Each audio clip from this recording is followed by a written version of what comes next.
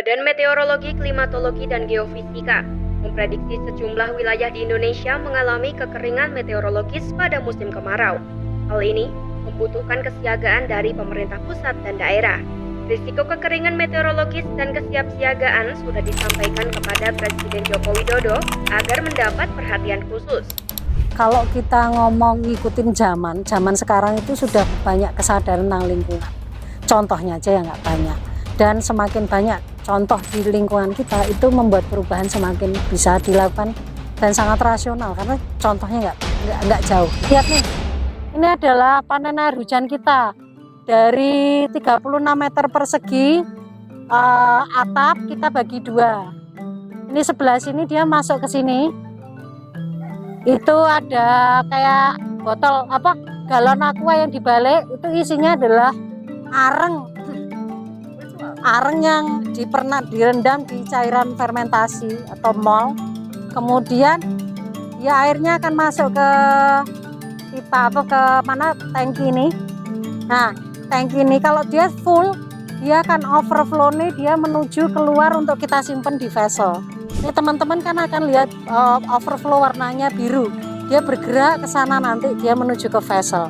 Nah, limbah kita kemana? Nah, limbah kita di sini nih. Jadi kalau lihat pipa coklat-coklat ini dia adalah yang ini dari toilet di atas, ini toilet di bawah. Dia masuk bak kontrol. Kalau ini floor drain, air ini ya, air dari kamar mandi ya. Nah, yang coklat-coklat ini dia masuk ke sini, dia masuk ke inletnya untuk biodigester kita. Ini biodigester kita ini yang menghasilkan biogas. Dan ini volumenya 2 kubik. Nah, kalau itu IPAL juga fabrikasi. Oh ya, jadi ini adalah air yang dari kamar mandi tadi. Dia masuk ke grease trap ke sini, dia masuk ke jalur keluaran dari biogas yang air ya. Dia ke sini untuk masuk ke IPAL semua. Di sini ada bak pengendap, ada baffle reaktor, ada filter di sini. Kita pakai filter dari biobol. Nah, kemudian keluar lagi ke sini. Ini adalah tempat kita kalau mau ambil sampel untuk monitoring. Adalah upaya kita untuk sustainable juga secara kelembagaan. Karena ke depan kalau kita bicara bahwa NGO ya bekerja dengan sosial-sosial, kalau kita nggak mikirin sustainabilitas kita sebagai lembaga, ini adalah contoh yang barangnya juga kita bisa jualan. Jadi kita juga menjadi sustainable. Tempat yang kita jual sustainable, produknya sustainable tersedia. Kita lagi punya masalah nih karena lagi jongkil itu ada 2. Kemarin tak suruh gak usah kerjakan dulu karena kita fokus yang lain. Tapi dari itu adalah kita baru air hujan kemarin aku sedih banget karena nggak masuk ke ini kan, nggak masuk ke sini. Ada biasanya semua masuk. Nah, saat ini ketika hujan semalam itu lumayan gede, aduh kita sia-siain ya. Tapi nggak kemarin ini, udah kejadian bahwa 2 minggu yang lalu, 3 minggu. Di sebelah sini ya, di sebelah sini juga kita panen air hujannya. Pak kok copot lagi ya Pak ya pipane? Aku baru lihat itu. Oh karena itu dicopot supaya nggak masuk ke sana. Nah terus ini atasnya ini digunakan untuk PLTS, untuk naruh solar panelnya ada sekitar 15 panel. Dan yang ketiga sebetulnya lingkungan itu kan harus dilakukan secara terus menerus ya.